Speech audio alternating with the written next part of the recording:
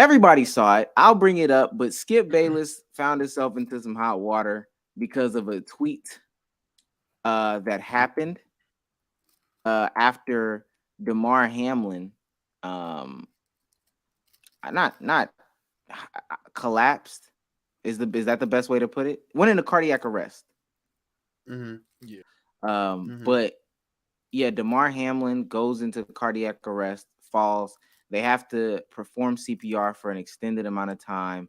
You know, it didn't look pretty. However, they were able to, you know, at least get him to the hospital. Now he's doing much better. People have been reporting all day today that he is you know, been squeezing hands. He's actually responsive. He's out of the coma. He was able to talk. He asked how the game was, who won the game, and then they said he won the game of life on some Hallmark. I see. And everybody was concerned because it was a scary moment. But somebody, Skip Bayless, had this to tweet. No doubt the NFL is considering postponing the rest of the game, but how? This late in the season, a game of this magnitude is crucial to the regular season outcome, which suddenly seems irrelevant. Now, as far as I understand, because AIM explained it to me a little bit, this is I mean, apparently it was very like it actually matters. Like the games that were being played actually mattered as far as who basically got a bye, in the playoffs, right? Mm-hmm. Yeah, one seed. Yeah, it's a solo one seed now. So, or a solo bye now. So yeah, one seed is the only bye you get in the playoffs. So it matters. It's like one of the more recent games in terms of playoff implications. It actually mattered a lot, like a lot when you think about it. Niggas in the retweet with Sage. Yeah, retweets with Sage says it was a pretty important game. I think what Skip tweeted about it had to be talked about at some point. I will say that we can't just ignore the elephant in the room. Like, you know, what is the NFL going to do about the situation that just happened? But it was just poor taste and poor timing when he did it. And I will say to Skip's credit, it wasn't the first thing he tweeted out. If you go to his profile, so it wasn't just he saw it first thing he tweeted out was this. Okay, but yeah, if you go, it's not the first thing he tweeted out, but yeah. You know, it was just in poor taste and poor timing. That was something that could have been addressed like 2 to 3 days after the fact. Why is that one of your first 4 to 5 tweets? Because, bro, do you know how long it takes for you to tweet out all of that, bro? And for you to come on, you knew what you was doing. You knew what you was doing, but yeah, I definitely think it's a case of poor timing on Skip's part. No cap, it's a time and place to say certain shit. Right then and there, I don't think should have been the best time for him to say that. Obviously, we was have to speak on that. You just have to speak on it, especially we wasn't sure what we even saw. We wasn't sure what the implications, what was the outcome. We just seen a lifeless player on the field, and that's what we went away with. They taken him away in the hospital. Everyone's crying and everyone's out of it, and you're worried about the game right now instead of that life. That's just the gist that I got. But hey. Man, like we was live when the fall happened or whatever, but like when you rewatch it, bro, it's like, and I promise you I'm not trying to crack a funny when I say it. It's just actually like the most thing that comes to me. It's like if a human being could just be powered off. It was like bro was just up, you saw him get hit, and he just fell. It was just like, what the fuck? I've seen a lot of crazy falls on the internet. I've even seen some crazy falls in real life. I ain't never seen a human like literally turn off. So, when I seen that, it kind of threw the vibe off for the rest of the pod. I don't know how Skip. Granted, he's involved with sports 24/7, 365, and he was already tweeting about the situation. So I guess over time it came to his mind. But at the end of the day, I can only cut so much slack because at some point you gotta know you on the internet, man. And even if you had good intent behind what you said, or you were just trying to start a conversation, read the room, bro. Read the room. That was not the time. Everybody wanted to know if we just saw a man die tonight, and nobody was talking about, all right, were the Bills actually like out of the playoffs? No, nobody was talking about that shit, bro. And I guess the only scary thing, and I'm not going to go this far, but I'll just introduce the conversation to y'all, is if it was somebody who was like a Pro Bowler or the quarterbacks, because you know how Skip feel about his quarterbacks, let alone a Brady, would he still have said this? Do y'all think he still would have said something like that, or would it just been I think so. reasonable I tweets? think so. I think so now, knowing that he tweeted some stuff before. I didn't think he tweeted anything before, as far as I understand. Now, y'all see I got that nigga blocked. But I thought I thought this was like his first tweet to the situation. So I was like, okay, that's a little bit insensitive. But I'm gonna say this. Niggas can't read. The tweet wasn't offensive outside of the fact that you could say timing. Now that I know that that wasn't his first tweet, it sounds like he was getting off the thoughts in his head. Just as they were coming. Now, maybe you filter the thoughts in your head a little bit better. That's fine. I think a lot more people overreacted because a lot more people thought that was his first tweet. But now knowing that that wasn't his first tweet, I don't think that was as bad as I thought. I mean, the only thing I brought up, and I know Souza said the same thing, was the timing. So for me personally, that's all I was, I guess you could say, upset with when it came to Skip. Obviously, it's a lot of other shit with Skip. This is just another thing that adds on to it, at least with me, I would say. I'll be one of the people just come out and say it. It's still prior shit Skip's done and said that it still doesn't sit right. So the timing of this and everything adds on to it. So, but I can definitely understand the standpoint of definitely not knowing that that wasn't his first tweet, because that's new information that he was been tweeting about everything up until that point. And that wasn't the first thing he released. So knowing that kind of pulls it back a little bit. But nah, still fuck that nigga, especially for how you treat my nigga Shannon. Fuck that nigga. Yeah, that was weird. That clip was weird. No, that was actually weird. And I'm about to play the Shannon clip from when he came back. I'm not gonna lie, bro. I say this all the time. As much as people like rag on TV and stuff like that, and old traditional entertainment, they are still the best at doing it. I was watching do y'all remember that dog trainer dude, Cesar Millan, the dude that used to train the dogs and stuff like that? Yeah. I was like, yo, bro, as far as Netflix and Hulu, they can come as far as they want. Nothing will ever top this. Nothing will ever top traditional reality TV. Bro, that, like the video I was watching with Cesar Millan, he was like trying to train a dog by chopping it in the neck, and the dog bit his hand until his hand was like swollen stiff like this. And I was like, man, they're not putting that shit on Hulu these days. So, but I say all that to say, traditional media is the greatest at creating shit. They can create moments out of anything. Y'all don't think that some of this Skip and Shannon shit was fake? I mean, it's potential. Nah, not since the Tom Brady incident. Personally, no, I don't think that was fake at all. That was real, and that's the issue. That one bled over, and I think it's going to be small trickle downs from that and everything going on now. Like anytime, if you want to say, my bad. I was just about to say, if you want to say Skip Bayless is being fake, I think there's a stronger argument to that. But Shannon's reaction to what Skip was doing, that clip, I think that was genuine. And like his reaction with the last clip that came out too when he came back, I think that was genuine too. But if you want to make the case that Skip Bayless is just trolling at this point for the sake of trolling, that's a stronger case. I don't think the whole thing is scripted though. I would say the response he had when he came back, a little bit of that bled over from the Brady shit. I personally feel let me play. Yeah, that Brady clip I think is real, based off of former Undisputed segments I've seen. He has always taken personal. He's always gone a bit over the top when it comes to the Cowboys, Brady, and Baker. Okay, I mean, but he also said a monologue without you interrupting. Okay. You could have came back, Skip. Well, I thought Skip, just let. I didn't know you were going to bring up. No, I was just going to say, Skip. I didn't want to yesterday to get into a situation where Demar Hamlin was the issue.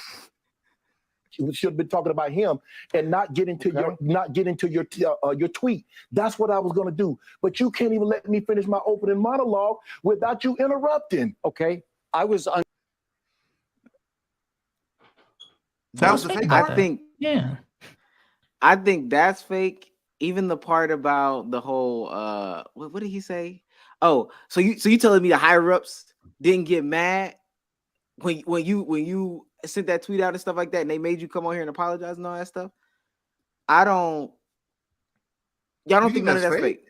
You don't think that's because of the it's fact fair. that Shannon Shannon probably feels like disrespected with how Skip came at him the last time. So now he's gonna, when I get my chance, I'm gonna drop a little something now to kind of get back. You don't think that's what that was? That's what I felt. As soon as I heard that, I was like, oh yeah, Shannon's still mad. Shannon is still upset. They do a show 5 days a week. I think Monday is a great day for them, right? It's after the weekend, everything that happens Sunday. All right, cool.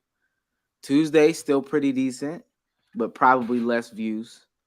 Wednesday, not their best show. I think Wednesday is probably one of their worst shows or whatever. Just ratings wise, views wise, all that stuff.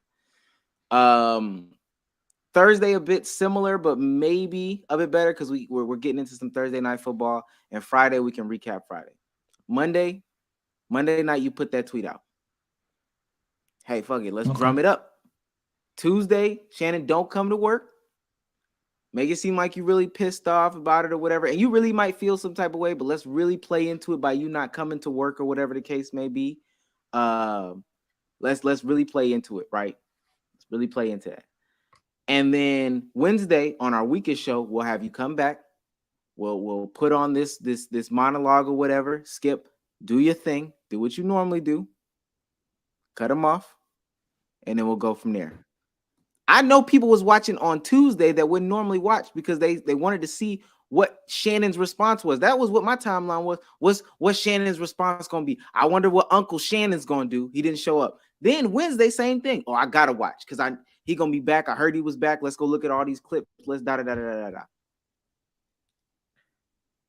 That clip got 6 million views. I can't agree with that one, man. I guess if you want to. Only because he can't plan the events of Monday in advance. So when Monday happened, when the incident happened, and then he saw the tweet, then he said, yeah, I'm not coming on Tuesday. I don't think it was a premeditated plan for him to just not show up on Tuesday off of the Brady thing. I would agree with you if the Bills-Bengals game, and we all wish it was this way, happened regularly, everybody made it out of there healthy as possible in the NFL, and then Shannon doesn't show up because he's still upset. But the fact that situation happened and then the tweet, yeah, it makes sense for Shannon not to show up. And then, I guess conveniently, Shannon's been to work on a bunch of other shit. He was there when his grandchild. Go ahead. Oh, go ahead. I was gonna say he was there when his grandchild was born. Skip said the Tom Brady shit, showed up the next day, was offended. Then they've blown up at each other numerous times, and Shannon's been offended, but he stayed out because of this injury. Tua had 67 concussions. This injury. I hear it. I just know was different.